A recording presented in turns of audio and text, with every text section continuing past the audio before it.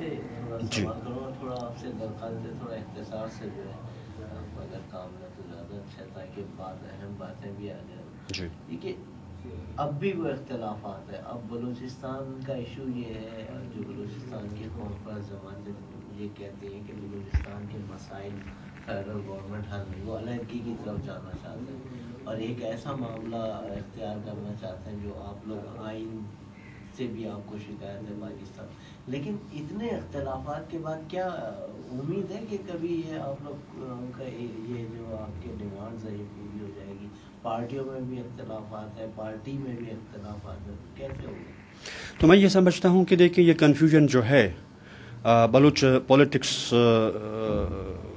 کو جس انداز میں دیکھ رہے ہیں, ہم تو سمجھتے ہیں کہ ریئل فورسز جو حقیقی قوتیں ہیں بلوچ قومی تحریک کی, وہ ہمیشہ اپنے اہداف پر قائم رہے, اپنے ٹارگٹ اپنے مقاصد پر قائم رہے. یہ جو لوگ تھے کچھ خود کو جو ہے اس ملک کے انتظامی ڈھانچے میں شامل کر کے وہ یہ چاہتے تھے کہ جی پرامن ذرائع سے یا ڈیموکریٹک حوالے سے پاکستان میں بلوچوں کے جو مشکلات ہیں جو مسائل ہیں ان کا کوئی حل ڈھونڈا جائے. میر غوث بزن جو تھے, عطا اللہ منگل تھے اور باقی جتنے بھی لوگ تھے, ان کا ایک تجربہ تھا. 58 سالوں کے بعد میرے خیال میں سردار صاحب بھی یا نواب اکبر خان ہیں یا میر صاحب مرحوم ابھی وہ اس دنیا میں نہیں رہے, اس تجربے سے یہ ثابت ہوا ہے کہ اس ریاست میں رہتے ہوئے کچھ بھی حاصل نہیں ہوگا بلوچ کو. اور اب لوگ یہ سمجھ بیٹھے ہیں کہ جی صحیح راستہ وہی ہے جو مزاحمت کا راستہ ہے. اپنی قومی آزادی کو حاصل کیے بغیر اس غلامی سے بلوچ قوم کو نجات حاصل ہونا ناممکن ہے.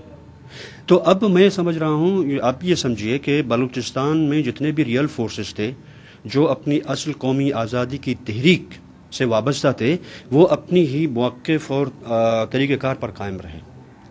یہ جو لائلسٹ بنے, جو مفادات مراعات اور موقع پرستی کے شکار ہوئے, اس میں جس نے بھی ریئلائزیشن اس میں پیدا ہوا وہ لوگ جو ہے پھر بیک کرتے گئے. ابھی جو نواب اکبر خان بگٹی ہیں, سردار صاحب ہیں, وہ بھی یہ کہہ رہے ہیں کہ جی بلوچ قوم کو مزاحمت پر مجبور کیا جا رہا ہے.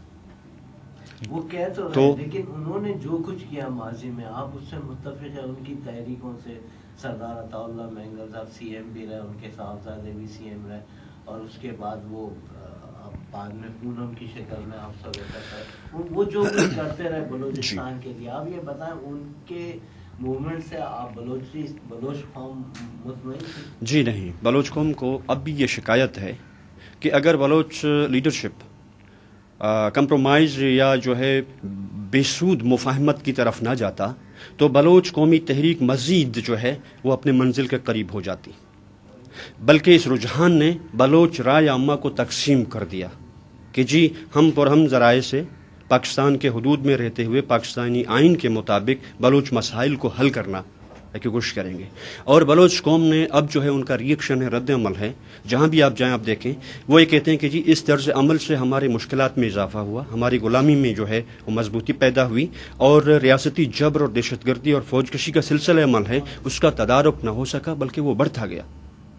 ابھی جو ہے پوری بلوچ قوم اس طریقے سیاست اور اس سوچ سے اختلاف رکھتی ہے اور اسے قبول نہیں کرتا. اور میں بھی ایز اے ورکر جو میں اس پروسیس سے ہوتا ہوا آیا ہوں 20 سے لے کر BNYM تک اور BNM بلوچ نیشنل موومنٹ تک, تو ہم عوامی رائے کو محسوس کرتے ہوئے اور اس سوچ کو جو تقویت حاصل ہو رہی ہے بلوچ پولیٹکس میں کہ جی اس ریاست کے ساتھ بلوچ کا رشتہ جو ہے وہ دوستانہ نہیں, وہ جبر پر قائم ہے, قبضے کی صورت میں, غلامی کی صورت میں, اور جو ہے بلوچ وسائل, بلوچ ساحل اور بلوچ قوم کی پوری جو اختیار کو غصب کیا جا چکا ہے پنجابی ریاستی طاقت کے حوالے سے.